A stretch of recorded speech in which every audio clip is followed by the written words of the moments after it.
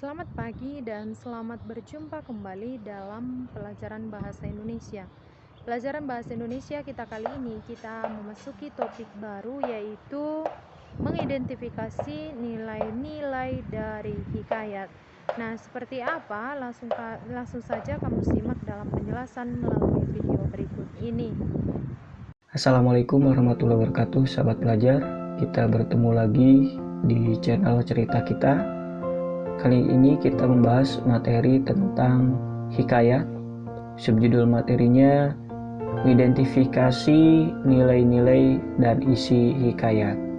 Seperti biasa, sebelum kita membahas lebih dalam lagi tentang hikayat, mari kita berdoa terlebih dahulu, meminta pada Sang Kuasa agar apa yang kita pelajari lewat video pembelajaran ini bermanfaat untuk kita semua. Amin. Jika berdoa sudah, mari kita bahas tujuan pembelajarannya terlebih dahulu, agar ketika sahabat pelajar menyimak video pembelajaran ini, sahabat pelajar tahu apa yang mesti sahabat pelajar dapatkan dalam materi ini. Tujuan pembelajarannya ada dua. Yang pertama adalah sahabat pelajar harus mampu mengidentifikasi karakteristik dari hikayat. Kemudian yang kedua, sahabat pelajar harus mampu mengidentifikasi nilai-nilai yang terdapat dalam hikayat. Jadi yang pertama, berarti sahabat pelajar harus paham karakteristik hikayat itu apa. Setelah memahaminya, maka nanti sahabat pelajar harus bisa menganalisisnya dalam sebuah hikayat. Begitupun dengan yang tujuan pembelajaran yang kedua. Pertama, sahabat pelajar nanti memahami nilai-nilai yang terkandung dalam hikayat. Kemudian, sahabat pelajar nanti menemukan nilai-nilai apa yang terdapat dalam hikayat yang sahabat pelajar baca. Gitu ya. Jadi itu tujuan pembelajaran kita pada kali ini. Sebelumnya, sahabat pelajar tahu apa itu hikayat? Baik, kita bahas dulu ya. Hikayat adalah karya sastra lama berbentuk prosa yang mengisahkan kehidupan keluarga istana atau kaum bangsawan, orang-orang ternama, orang suci di sekitar istana dengan segala kesaktian, keanehan, dan mukjizat tokoh utamanya. Hikayat kadang mirip cerita sejarah atau berbentuk riwayat hidup yang di dalamnya terdapat peristiwa atau kejadian yang tidak masuk akal dan penuh keajaiban. Hikayat berfungsi sebagai media hiburan atau pembangkit semangat untuk meramaikan pesta. Itu dulu ya. Jadi kalau dulu hikayat bisa dipentaskan ketika ada pesta. Baik, itu sekilas penjelasan tentang hikayat. Sekarang kita memasuki tujuan pembelajaran yang pertama, yaitu mengidentifikasi karakteristik dari hikayat. Ada 10 yang akan kita bahas pada kesempatan ini. Silahkan simak dengan baik sehingga sahabat pelajar bisa menemukan karakteristik ini dalam sebuah hikayat. Yang pertama adalah anonim, kemudian istana sentris, bersifat statis, bersifat komunal, menggunakan bahasa klise, bersifat tradisional, bersifat didaktis, menceritakan kisah universal manusia, terdapat kemustahilan di dalam ceritanya, dan yang terakhir adalah menceritakan kesaktian seorang tokoh. Itulah karakteristik dari hikayat. Oke, silahkan pahami, silahkan ingat-ingat. Jika sudah paham dan ingat, mari kita bahas lebih dalam lagi. Karakteristik yang pertama adalah anonim. Apa itu anonim? Anonim secara sederhananya yaitu tidak diketahui pengarang atau penceritanya. Mengapa penceritanya? Karena kalau dulu itu kan hikayat tidak dicetak, tapi disampaikan secara lisan. Nah, karena disampaikan secara lisan inilah kita tidak tahu yang pertama kali membuatnya itu siapa. Maka dari itu, karakteristik yang pertama dari hikayat itu berbentuk anonim. Kita lanjutkan, yang kedua adalah komunal. Nah, ini ada hubungannya dengan anonim. Karena hikayat ini tidak diketahui siapa pengarang atau penciptanya, maka hikayat ini milik bersama atau milik masyarakat. Yang selanjutnya, universal. Ciri hikayat universal yang mana akan terjadi peperangan atau pertempuran antara pihak yang baik melawan pihak yang jahat. Dan pada akhirnya, pihak yang baik akan menang di akhir cerita dan akan menampilkan akhir yang bahagia. Jadi rata-rata dari hikayat ini ya selalu terjadi peperangan antara yang jahat dengan yang baik, dan di akhirnya selalu dimenangkan oleh yang baik. Yang selanjutnya adalah didaktis.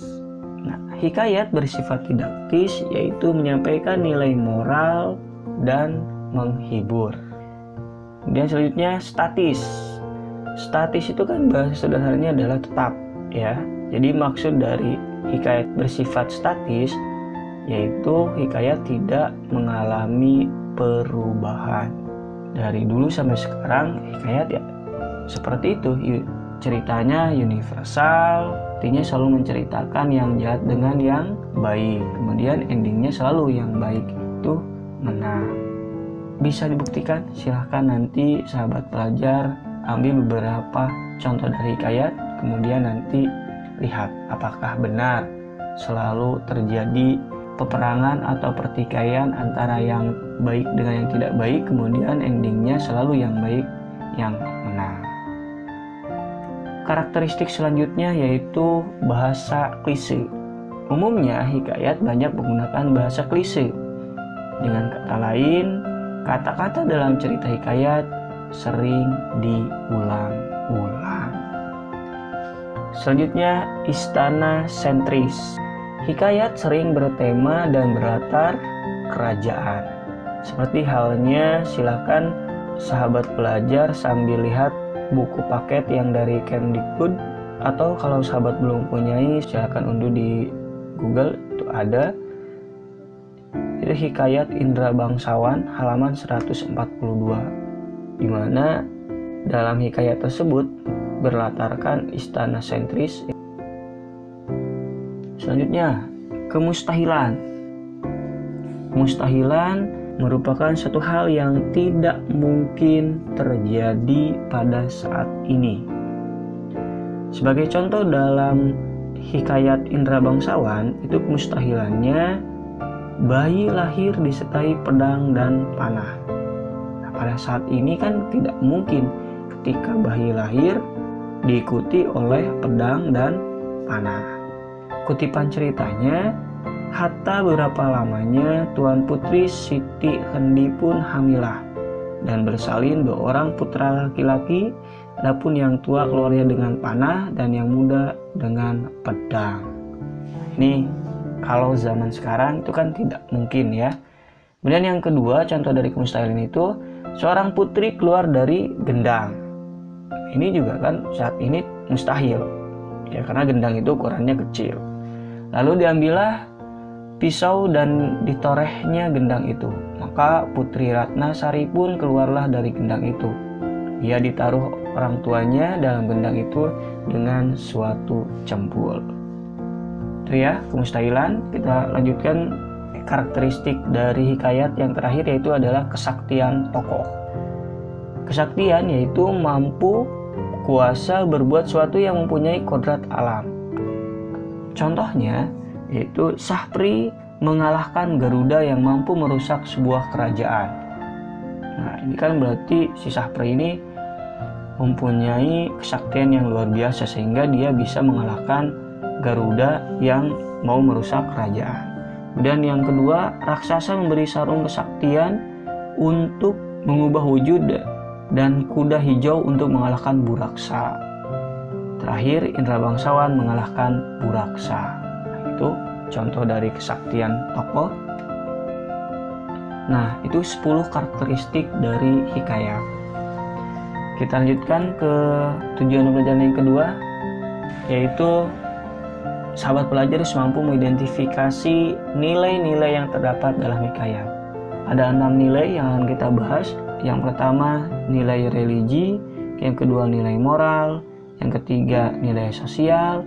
yang keempat nilai budaya, yang kelima nilai estetika, dan yang terakhir adalah nilai edukasi. Kita bahas satu persatu. Yang pertama adalah nilai agama. Contohnya masih dari Hikayat Indra Bangsawan ya.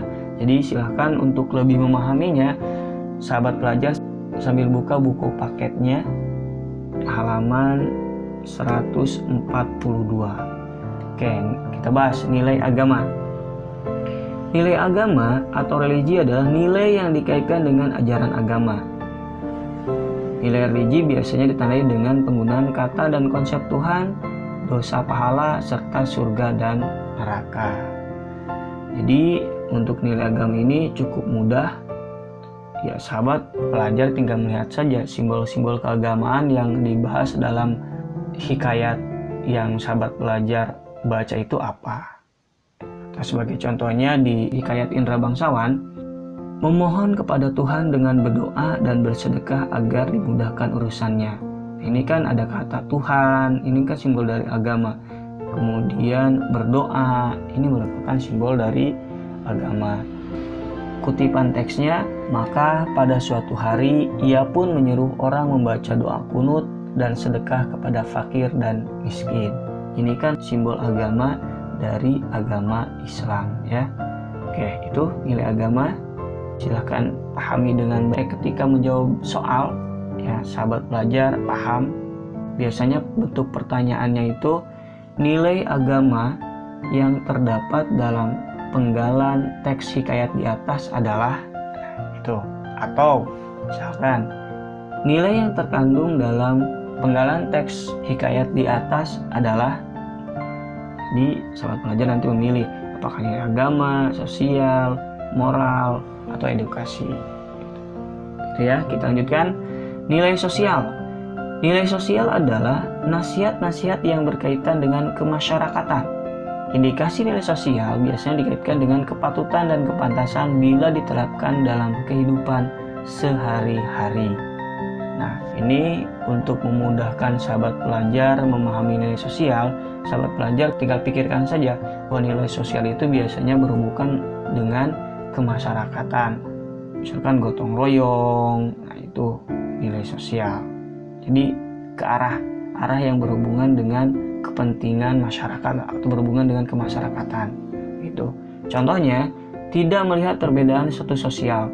Si kembar menolak dengan mengatakan bahwa dia adalah hamba yang hina, tapi Tuan Putri menerimanya dengan senang hati. Kemudian nilai moral. Nah, ini hati-hati. Biasanya nilai sosial dengan nilai moral itu akan tertukar. Jadi pahami dengan baik sehingga sahabat pelajar bisa membedakan nilai sosial dan nilai moral. Nah, nilai moral merupakan nasihat-nasihat yang berkaitan dengan budi pekerti, perilaku, atau tata susila yang dapat diperoleh pembaca dari cerita yang dibaca atau dinikmati. Jadi biasanya kalau nilai moral ini kita lihat saja aktivitas yang dilakukan oleh tokohnya. Ya, misalkan nih, tidak mau bekerja keras untuk mendapatkan sesuatu. Nah, ini kan nilai moral. Nilai moralnya ini merupakan nilai moral yang negatif. Kutipannya, hatta datanglah ke 9 orang anak raja meminta susu kambing yang disangka susu harimau beranak muda itu. Ini ya contoh dari moral. Jadi kalau nilai sosial itu yang berhubungan dengan kemasyarakatan, kalau nilai moral itu bentuk tingkah laku dari tokohnya. Nilai budaya. Nilai budaya adalah nilai yang diambil dari budaya yang berkembang secara turun-temurun di masyarakat. Ciri khas nilai budaya dibandingkan nilai lainnya adalah masyarakat takut meninggalkan atau menentang nilai tersebut karena takut sesuatu yang buruk akan menimpanya. Jadi nilai budaya itu merupakan nilai yang berkembang atau turun-temurun di masyarakat. Contohnya, raja ditunjuk berdasarkan keturunan dan raja yang memiliki putra lebih dari satu selalu mencari tahu siapa yang paling gagah dan pantas menjadi penggantinya. Nah, ini kan sudah menjadi sebuah kebudayaan di mana ketika mau mengganti raja maka biasanya dilihat dari anak-anaknya atau keturunannya. Kutipannya di sini, maka Baginda pun bimbanglah, tidak tahu siapa yang patut dirayakan dalam negeri karena anaknya kedua orang itu sama-sama gagah. Jikalau baginda pun mencari muslihat, ia menceritakan kepada kedua anaknya bahwa ia bermimpi bertemu dengan seorang pemuda yang berkata kepadanya, barang siapa yang dapat mencari buluh perindu yang dipegangnya, ialah yang patut menjadi raja dalam negeri. Itu nilai budayanya. Kemudian yang terakhir adalah nilai edukasi. Nilai edukasi merupakan nilai yang berkaitan dengan pendidikan. Contohnya, kewajiban belajar ilmu agama sejak usia kecil. Kutipannya, maka anak Anda baginda yang 2 orang itu pun sampailah usia 7 tahun dan dititah pergi mengaji kepada Mu'alim Sufyan.